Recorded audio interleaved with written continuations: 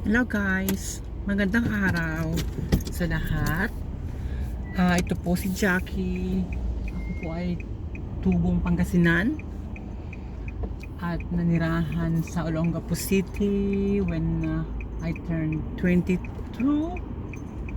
At magmula noon ay doon na po ako na malagi hanggang sa makarating po ako ng Australia year 2010.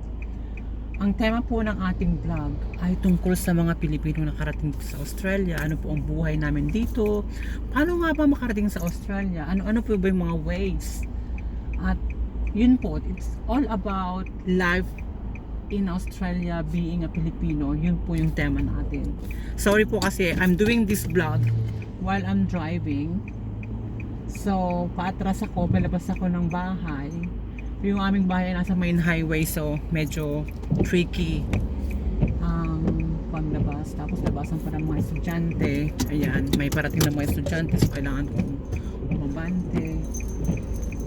So yes, yun po, bali ang nagpatibay po ng loob ko na pang ibang bansa ay yung pangarap ko na manirahan sa ibang bansa at tulungan ko yung mga kapatid ko na nagtagumpay naman po ako sa mga goal na yon.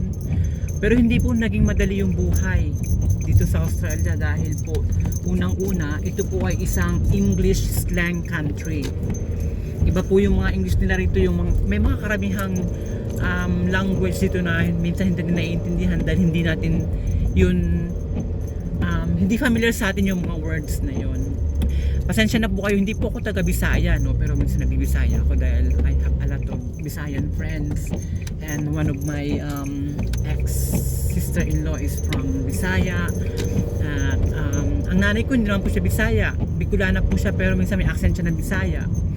Then I'm Pangasinense, so nagmi-mix yung mga accent ko, so yun po. Bale, malalaman yun dito sa vlog na to yung mga buhay na dapat nating baguhin or i-learn para may apply natin dito, mga ganun po.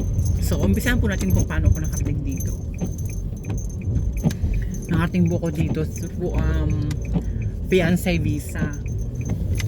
Pinakilala po akong Australian na he's in a politics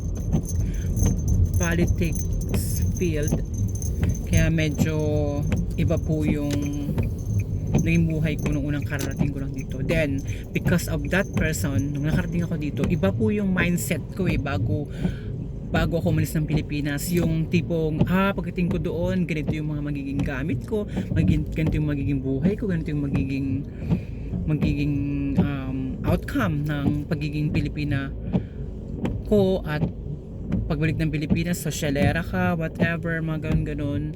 So, but hindi po nangyari yung mga ganun expectations ko kasi hindi pala ganun kadali mamuhay dito sa Australia. So, ayun po, nakarating ako through fiancé visa. Marami po kayong mga ways para makarating dito. Meron pong skill visa, merong student visa, pwede rin po kayong mag-tourist pag wala po kayong stamp ng no further stay. You can stay longer or apply for another visa like student visa, pero po medyo student visa medyo mahirap, katulad po nung kapatid ko at yung asawa niya na dala ko dito. Naka student visa sila but through masteral degree yung aking hipag na pa-apply na rin sila ng residency ngayon, ay hindi po madali sa kanila dahil kailangan nilang mag-aral, kailangan nilang mag-aral, magtrabaho, kumita, magbayad ng tuition fees. Kailangan din nila magpahinga. So hindi naging madali para sa kanya. So I salute my sister-in-law for that. Nakita ko naman yung kanyang eagerness, lahat po ng pagtitiyaga at pagsisikap niya, which is nagbunga na ay magaling po. So yun yung mga ibang ways natin sa pagpunta dito. But anyway, you can find love on internet para makapunta dito. But make sure na, just believe in karma. What comes around, what goes around comes around. Ganun po. So, yeah. So I hope na mag-subscribe kayo sa channel ko para po sa more information about life and things you need to do para po maka-relate tayo sa buhay Australia. Bye for now! Ingat po mga kababayan sa pandemic crisis na ating nararanasan sa ngayon.